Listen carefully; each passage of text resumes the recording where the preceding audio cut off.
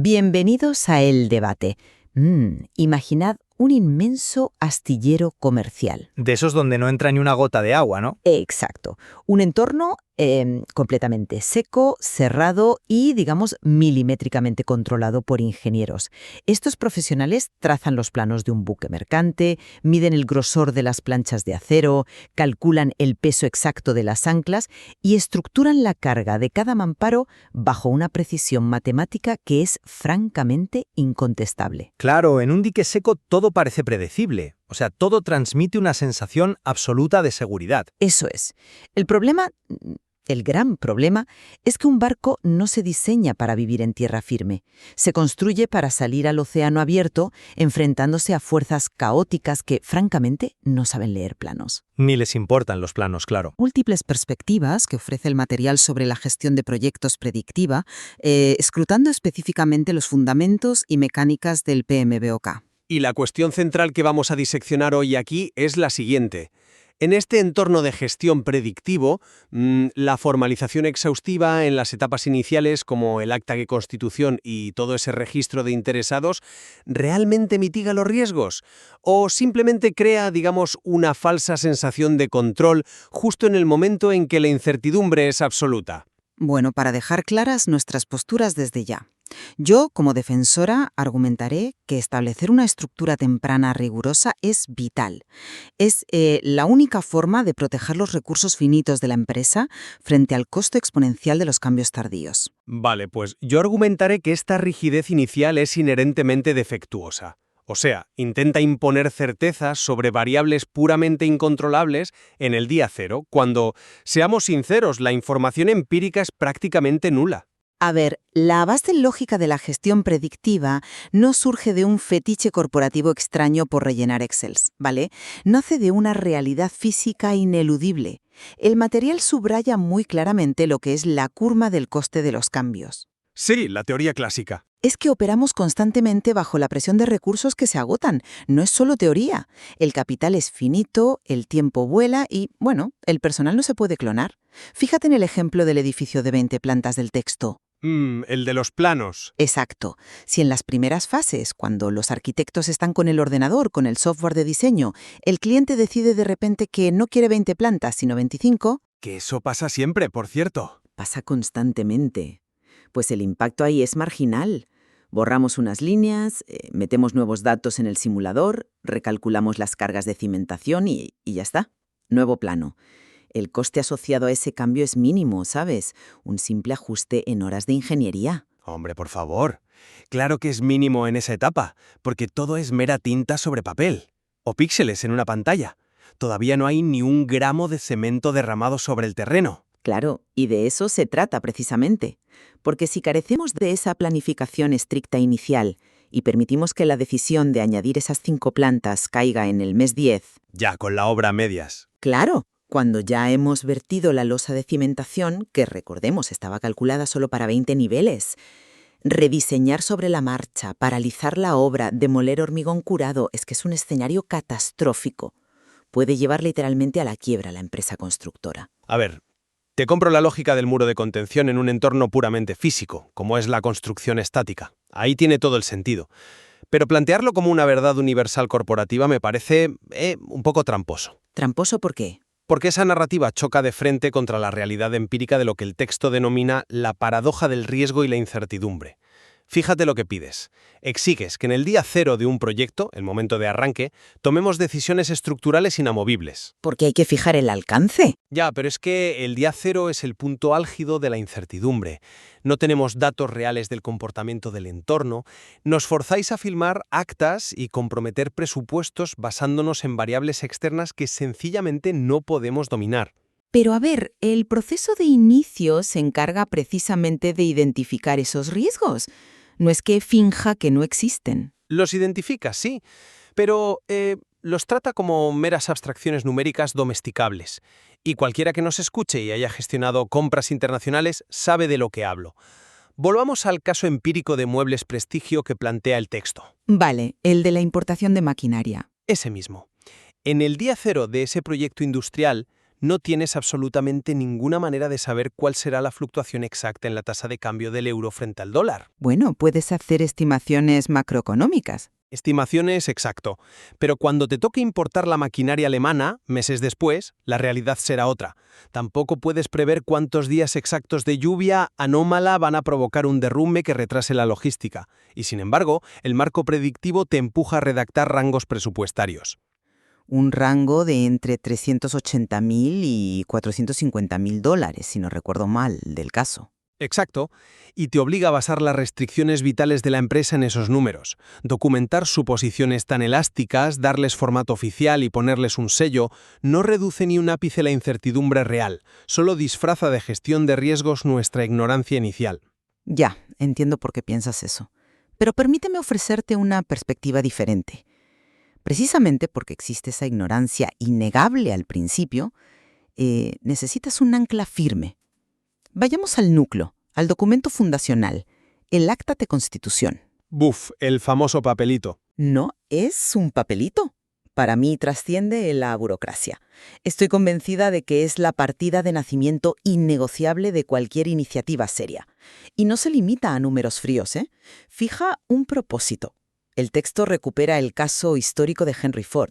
Sí, un visionario, sin duda. Claro, pero si te fijas en su visión, documentada, no era solo una instrucción técnica de fabricar un coche llamado Modelo T.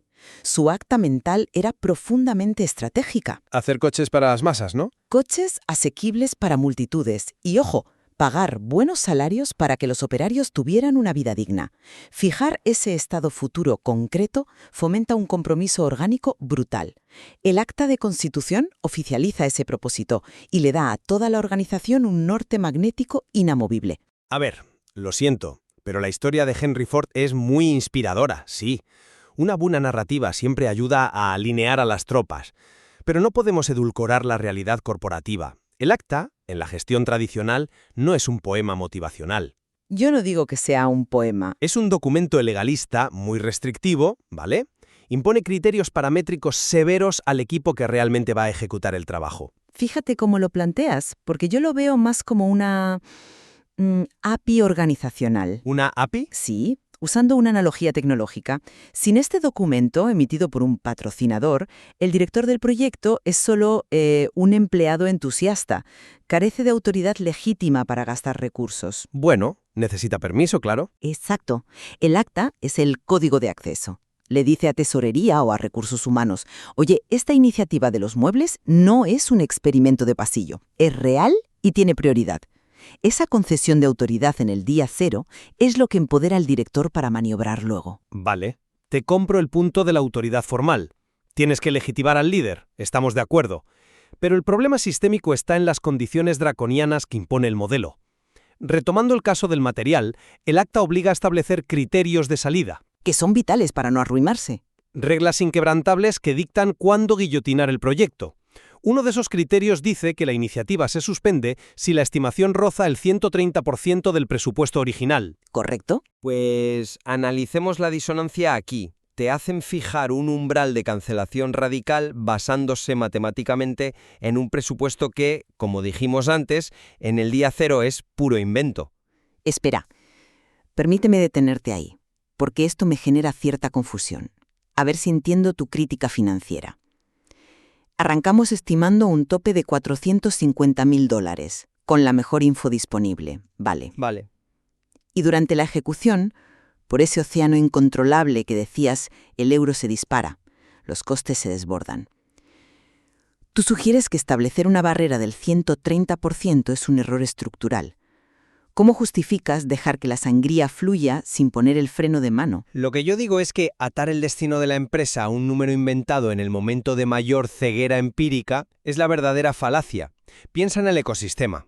Tienes un sobrecoste del 30% por la inflación en Alemania, un factor macroeconómico incontrolable. Sí, algo externo. Cancelamos sumariamente la línea de montaje y tiramos a la basura 200.000 dólares gastados en diseño, solo porque un pergamino redactado en la ignorancia del día cero dijo que ese número era intocable. Es que si no haces eso, caes en la falacia del coste hundido. Yo creo que destruye valor corporativo directamente. La decisión de paralizar debería emanar de un análisis dinámico del mercado en ese instante, no de la ejecución robótica de un parámetro precodificado. Pero es pura naturaleza humana, entiéndelo. Cualquier director frente al abismo dirá, ya hemos gastado $500,000, dame 100,000 más y lo saco adelante. Y la dirección suele ceder por no admitir el fracaso. Ese límite del 130% fuerza una pausa fría, separa la caja de los sesgos emocionales. Ya, pero asume que las variables dentro de ese contenedor financiero son matemáticas y dóciles. Y llegamos a lo más complejo, los humanos. Hablemos de la taxonomía de los interesados. Ahí es donde el andamiaje predictivo se cae a pedazos. Pues, madre mía, vuelvo a discrepar profundamente de tu escepticismo.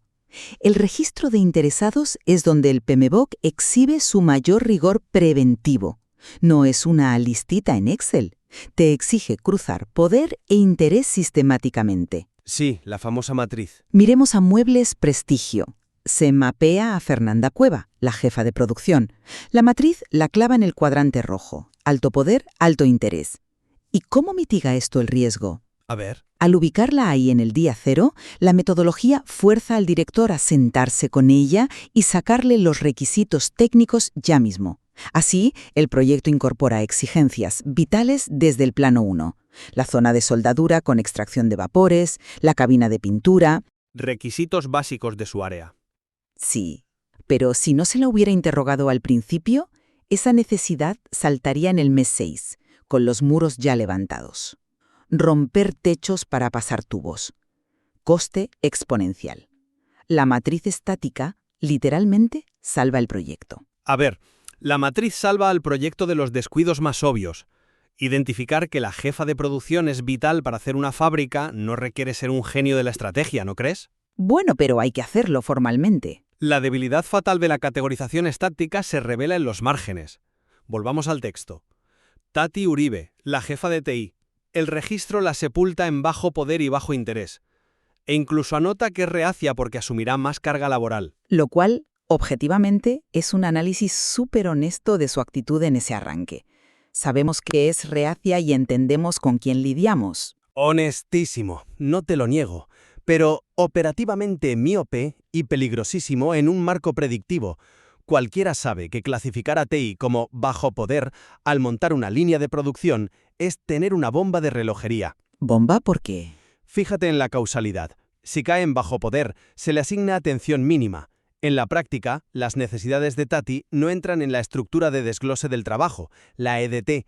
Y si no hay línea en la EDT, no hay presupuesto base para TI. Ya. Pero el director siempre tiene reservas de gestión y de contingencia para derivaciones menores. Es que no es una derivación menor. Avanza el reloj al mes 9, proyecto en verde, la cabina de pintura reluciente, pero resulta que la maquinaria de control numérico necesita conectarse a los servidores locales y al ERP para inventario. Vale, necesita integración. Tati Uribe, esa jefa a la que clasificaron como irrelevante para el presupuesto en el día cero. De repente su hostilidad pasiva, por falta de recursos asignados, paraliza una línea que ha costado $500,000. Bueno, pero el marco teórico no es tan rígido. El poder es un fluido inestable, muta. Y tu arquitectura presupuestaria fijada hace 9 meses te deja inerme frente a eso. El marco es más elástico, o sea, no asume que el registro se talla en piedra. Se subraya que debe actualizarse constantemente. Si vemos que Tati se vuelve trítica, la subimos de cuadrante y la gestionamos. Ya, la actualizas en una celda de Excel para quedar bien en la auditoría. Pero la realidad es que los fondos ya quedaron bloqueados por la línea base. Tensión en este debate. Los límites de autoridad y el control integrado de cambios. Aquí es donde dirijo mi mayor crítica contra esta microgestión paralizante del PMBOK. Piensa en el teatro del kick-off corporativo. ¿El teatro, dices? Sí, discursos pomposos, ungen al director como el responsable absoluto. Pero luego rascas la pintura, miras el acta y ves que le han dado el mando de un avión con los motores apagados. El texto es clarísimo. El director solo puede aprobar variaciones adversas de hasta el 1,4% del presupuesto. Que matemáticamente, sobre esos $450,000, son unos $6,300 de margen directo. Exactamente. $6.300 de margen para quien lidera una transformación de $500,000. Me parece una burda. Imagina la logística real. Tienes 20 operarios esperando para instalar equipos. La aduana retrasa una pieza importada crítica y exigen $7.000 extra por la fluctuación del euro. Que sobrepasa el límite del 1,4%, claro. Por muy poco, pues el director debe apagar motores, mandar a los operarios a tomar café y redactar una solicitud formal a un comité de control de cambios. Todo por exceder su límite en $700. Esta rigidez ante el entorno genera ineficiencia brutal, parálisis por rigor contable. A ver, entiendo la enorme frustración a nivel de trinchera que ilustras. Es una faena tener a la cuadrilla parada, pero fíjate bien en la mecánica financiera de fondo. Ese límite del 1,4% no es para fastidiar al gestor. Es un cortafuegos para proteger la liquidez global de la empresa. Un cortafuegos por $7.000 en un flujo de $500,000. No contra un único impacto de 7.000. No te equivoques. El modelo previene el efecto de la muerte por 1.000 cortes. A ver, Hoy asumes 7.000 extra en aduanas, ¿vale? Pero mañana los esquemas requieren 5.000 en cableado extra. A la semana, los civiles piden 6.000 en polímeros expansivos para la losa de hormigón. ya, los imprevistos típicos. Si el director tuviera, digamos, un 15% de autonomía, aprobaría esto de forma aislada y táctica. El resultado sería que la rentabilidad original, la que le vendiste a los accionistas para que te dieran el dinero, se diluiría en silencio. Ya. Pero, Espera, la cúpula ejecutiva solo vería el agujero en el cierre contable, con el daño ya irreversible. El límite del 1,4% fuerza a que estas pequeñas fisuras acumulativas salgan a la luz pública para ser escrutadas. Pero volvemos a los tiempos corporativos reales. Escalar el problema a la cúpula frena el ritmo de la obra. Te lanzo yo el dilema ahora. ¿Qué destruye más valor económico? dime. Aprobar en el acto esos $700 extra y seguir currando, o tener la nave paralizada, asumiendo el coste fijo de 20 técnicos mirando el móvil 4 días mientras un comité burocrático revisa actas. Es que el comité no solo mira ese proyecto. La experiencia nos dice que añadir capas jerárquicas retrasa el flujo de valor. Pierdes miles de dólares en salarios inactivos solo para cuadrar la desviación en el documento. Ganas la batalla del registro perfecto, pero pierdes la guerra de la eficiencia. O sea, estás asumiendo que el comité de cambios evalúa tu proyecto en una burbuja, y su función real es la cohesión macroeconómica. Esos fondos salen de la misma liquidez que pagan nóminas generales y campaña de marketing. Sí, la caja central. Claro, el comité estudia si ese desembolso encaja en la tesorería del trimestre. El gestor en la trinchera tiene visión de túnel, solo quiere terminar su instalación. Perder 2 días de obra es un mal menor profundamente racionalizado para evitar que un sobregasto hunda a la empresa entera en números rojos.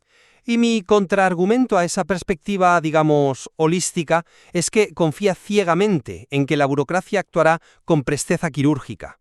Y la sociología organizacional demuestra que si escalas todo a la pirámide, ahogas a la empresa que quieres salvar. Tienes que dotar a las células de ejecución de herramientas adaptativas. Bueno, creo que nuestras posturas han delimitado con mucha profundidad las fricciones de este modelo. En base a nuestro recorrido empírico de hoy, yo consolido mi postura inicial. Venga, a ver tu resumen. Es evidente que la ejecución a nivel de calle se va a enfrentar a imprevistos, desde el clima hasta los aranceles. Pero estoy segura de que el inicio predictivo riguroso actúa como el único marco preventivo verdaderamente responsable para con el accionariado. Ya. Delimitar fronteras de autoridad, sondear a interesados en matrices y fijar topes financieros no son ejercicios vacíos, son la coraza que preserva el capital.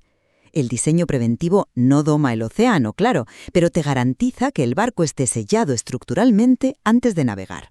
Pues mi conclusión, a la luz de las mecánicas que hemos explorado, es que esa formalización excesiva al alba del proyecto es intelectualmente reconfortante, pero se resquebraja en el mundo real. Esa obsesión por parametrizar el caos innato es un error. Un autoengaño, dirías. Exactamente. Establecer reglas del 130% basadas en conjeturas o encasillar políticamente a actores como Tati en el día cero es construir un decorado de control. Estoy seguro de que la verdadera madurez se demuestra pivotando presupuestos y poder de forma táctica en el día a día. Queda clarísimo que intentar modelar anticipadamente el ecosistema organizativo no admite, digamos, resoluciones puras o dogmáticas. El material de nuestro debate sigue revelando mucha más profundidad técnica al detallar cómo estos rígidos procesos interaccionan después en la fase de ejecución y control de calidad. Desde luego que sí. Analizar cómo el control de cambios fricciona operativamente con la validación de entregables abre escenarios fascinantes que redefinen todo lo que hemos hablado hoy. La nave gigante se ha diseñado el milímetro en la mesa. Los planos están firmados, confiando en las estimaciones. Todo aparenta ser una máquina inquebrantable en el dique seco. Pero sabemos que llega el inevitable día en el que, sin remedio, las compuertas se abren. Y entra el agua. Exacto. Y es justo en ese instante, cuando el impacto del agua salvaje golpea el casco, cuando descubriremos si el papeleo era un blindaje sólido o si simplemente no era más que un peso muerto empujándonos lentamente hacia el abismo.